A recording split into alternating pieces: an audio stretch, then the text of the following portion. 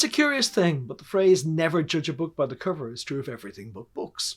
For readers, the cover of a book, especially a book with which we might be unfamiliar, is the first thing that draws our attention. A book with a terrible cover is less likely to be bought or even taken down from the shelf to be examined than one with a great cover. After that, assuming that the cover has engaged us enough to make us curious about the contents, most of us will read the back cover to find out what the book is about and perhaps glance at the first page or two. But it's the cover that first attracts us. Actually, illustrated book covers as we know them are a relatively recent phenomenon. They don't come into being until the end of the 19th century. Before that, the main purpose of book covers, sometimes very ornate and expensive ones inlaid with gold and gemstones, is to protect the pages themselves from damage. It's only in the late 1800s that the book cover becomes a means of advertising or reflecting the contents. Until then, judging a book by its cover wasn't really an option, because most of them looked the same.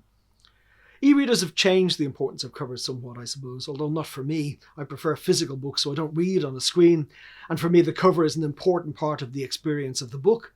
When I think of books I've loved, I can often picture the cover just as easily or as quickly as I can bring to mind the contents, sometimes even more easily and quicker.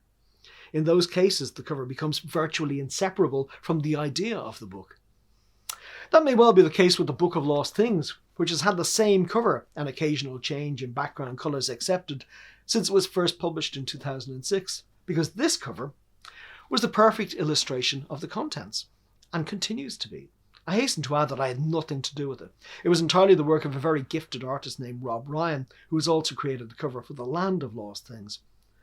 My publishers kindly gifted me Rob's design for the Book of Lost Things, and it now hangs on my wall at home.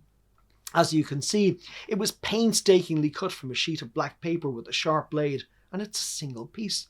There are no joins, no freestanding figures or designs. That's part of the beauty of it for me. It wasn't formed from pixels on a screen before being printed off. It's completely handmade, a physical object created solely to grace another physical object, in this case a book, in order to make it look as beautiful as possible. For me, the Book of Lost Things is this cover. And this cover is the Book of Lost Things, and always will be.